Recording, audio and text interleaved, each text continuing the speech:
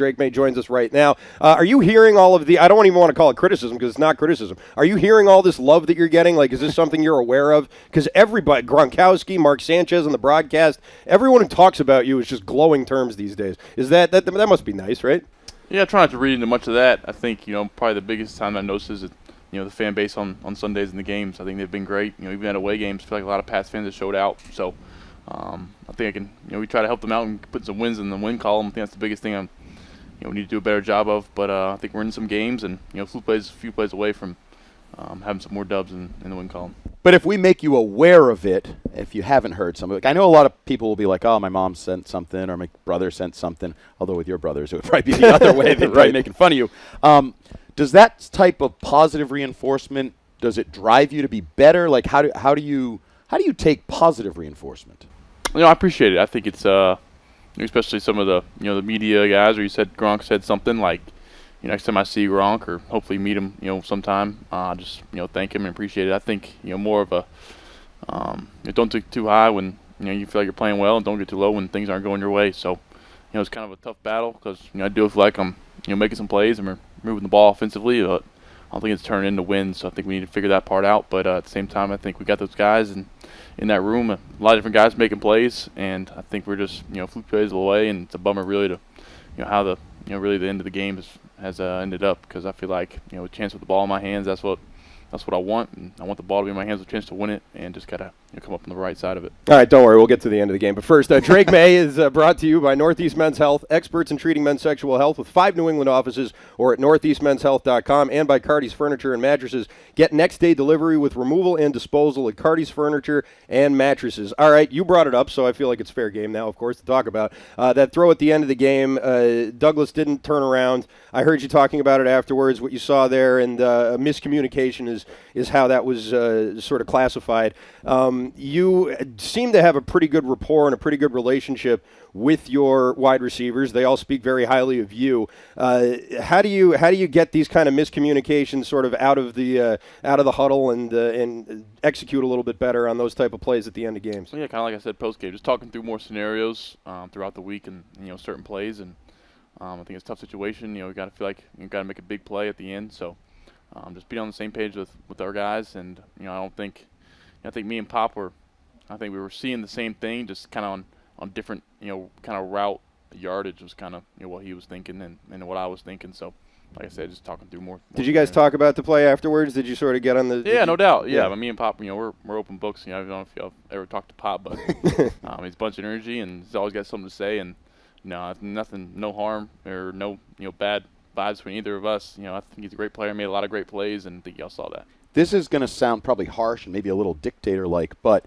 do the receivers have to see it the way you see it? Like, is that the solution? Like, everybody needs to see it through your eyes? I try not to be that way. I think that, sometimes as the quarterback, I think that's kind of the tendency, hey, you see it, the way Drake's seeing it. But I try to, see, hey, they may want to route, this way against this coverage or a certain way. I try to let them kind of play their way into some strengths. I don't think that play was an example of, of that. I think just, trying to be an open book. And, hey, if they want to run this route this way versus man coverage versus zone, I'm all for it, just getting guys open. The way the game started, your first couple of drives, you had a couple of plays we were just talking about that were pretty cool to watch on TV. I don't know if they feel the same way when you're out there actually doing them, but the jump pass, that sort of sidearm throw you had there and things like that, that all seems to come very naturally to you. That's not something that seems like you're going out of your way to try and do for the cameras or anything like that. How did you sort of develop those types of throws? I think just playing different sports growing up. I played baseball and played a lot of different sports growing up, so just different arm angles and trying different stuff out, and having older brothers that did some cool things in sports that I saw. Hey, let me try that, or hey, let me playing shortstop, flick it to second base for a double play or something like that. So just playing different sports growing up and just playing ball out there. Early on, you were very accurate, and it seemed like every throw was kind of right where the receiver needed it. Are you growing in that area? Because I know that was some people had criticisms about short throw accuracy, different things. Even you, I think, mentioned one of our first interviews like, I missed pop over the middle. I was just off on that. Has that accuracy, do you feel like, improved as you've played more, or was yesterday a good day? Or are there days where it's just there and some days it's not? How's that work? I feel like I've been pretty accurate pretty much my whole career. I think I'm going back to college. Not I have a short career here in the NFL, but I think getting used to pop over the middle is just something that you haven't played with him much. Haven't got many reps with him over the middle in a real game and with live bullets. So I feel like I got a good rapport with those guys and where they're going to be at. And I think the big thing we talked about in the quarterback room is ball placement. I think I can lead to yards after catch. So I think we showcased that well on Sunday. What aspect of your game do you think has gotten better over these 4 weeks, and what do you think you still need to work on the most? Gotten better of, I think just taking what defense gives me. I think I always need the home run. I think I've done a good job of that. We had some plays like on Sunday where, hey, we're splitting out a bubble, we're splitting out little things, a little spot route at 5 yards that are turning into big plays. So just taking what the defense gives me and not kind of trying to hunt up the deep shot or the big play or the scramble play every time, and then just handling situations better. I think third down, we ended up kicking a field goal down there in the red zone. They brought cover 0 and maybe had pop on a shallow to get in the score, and handling kind of the short yardage runs of maybe pump up the guys some more to try to get a first down. We got some big short yardage runs that we ended up capitalizing on. So a little situational football that I think can help us. Speaking of short yardage runs, we were actually having a discussion before you came in. There's been this talking point like no designed runs, and you were coming off a concussion and you've been scrambling a lot, doing different things. Do you think there are opportunities for you to have design runs moving forward this season, moving forward whenever in the future? Like on 4th and 2, for example. Like 4th and goal from the 2. I do think there's a spot for that. I feel like I'm a big kid, big athletic kid that I ran for a bunch of yards in college, and I've been making some plays with my feet here in the NFL. So I think there's definitely a time and spot, a place for it. But I think what we've been doing and giving the ball to Mondre is not always a bad option. Mondre's a lot better runner than I am.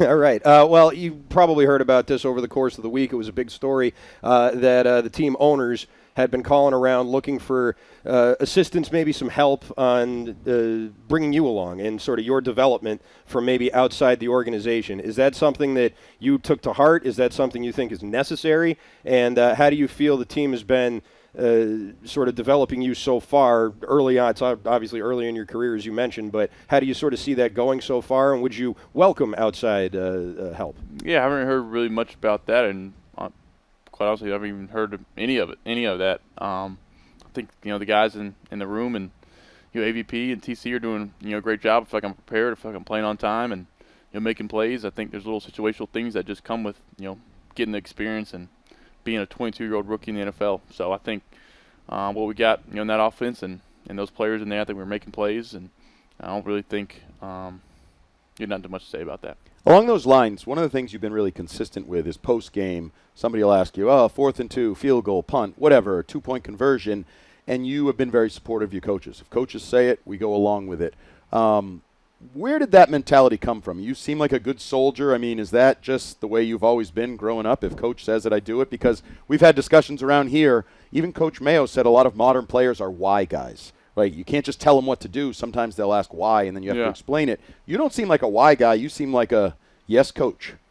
I think at this point, I think just the way I grew up with my parents and how they kind of handled the household and raised us, just being hey, if my parents tell us to do it, it's a no-brainer. What they ask of us, and being humble and saying yes sir and yes ma'am, little things like that. Kind of credit to my parents, and being a good soldier, or kind of not having reason also comes along with being a rookie quarterback and not having too much. But I think there is times where, hey, if I want to voice opinion of going for it, I think down the road that I think they would respect that and listen. After your guys' last loss, you obviously had the big speech where you addressed the team, and a lot of people had a lot of positive things to say about that. You guys end up winning a game.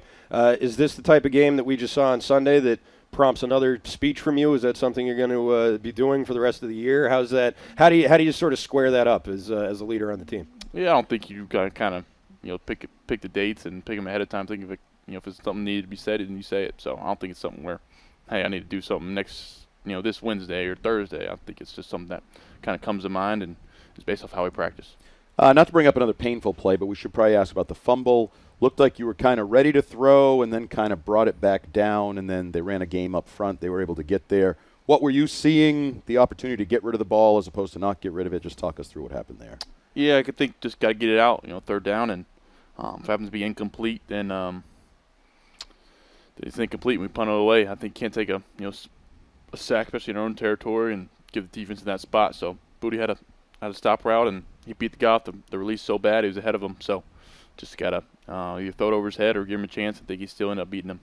Got the Miami Dolphins coming up here. It's a team that you guys have seen already. Not a game that you played in, but after seeing them and sort of seeing what they do from the sideline, is that useful for you? I mean, it's the second time seeing them. It's a division game. Do you take into account things you saw Jacoby doing out there in the first game, and how do you incorporate that into your game plan? Yeah, I think you go back and watch the first game and see what they did against us and how they try to exploit us defensively, and also get a great chance to see how our players played against their players, kind of personnel-wise, how they guarded our receivers or tackled our guys in space. So you get to see a lot of different things with, playing an opponent, twice in 1 year. How are your mom's hands? You brought up that throw to low that she could. Yeah, my mom's a good athlete. Yeah, she's got good hands. So yeah, I'm sure she probably would have caught it. Is she? Is she a legit athlete? Yeah, she's a good athlete, so she probably would have one-handed it.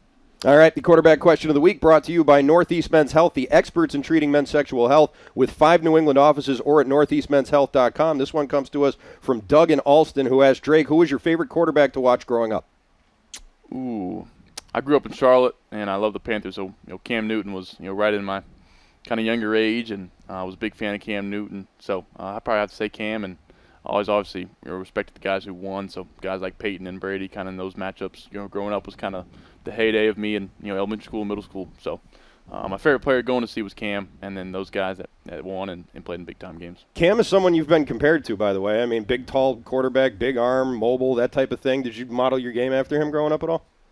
That's true. I'd hope somebody say that, the way I run the football. But I think Cam had some great years in Carolina and really put the Panthers on the map. Along those lines, did you get a chance to cross paths with Matthew Stafford yesterday? He's a guy who's been doing it for a long time. I did, yeah. I was a big fan of Stafford, and obviously hate how well he threw it against us on Sunday. He makes some nice throws, so told him I was a big fan, and obviously grew up watching him play on Thanksgiving. He was one of those guys that was at the forefront, it feels like, of the arm angles and the off-platform. I know a lot of people credit Mahomes with that, but I think Stafford was doing that for a long time, too. Yeah, I think he's probably doing it before, Stafford, and doing the no-looks and some of that. So special talent. It was fun to watch, him on the sideline, sadly, but I think just watching him on Sundays in general was pretty cool. Any of your coaches ever give you a hard time over those? I know Mahomes is he said Andy Reid actually pushes him to test stuff, try stuff, underhand, whatever, behind the back.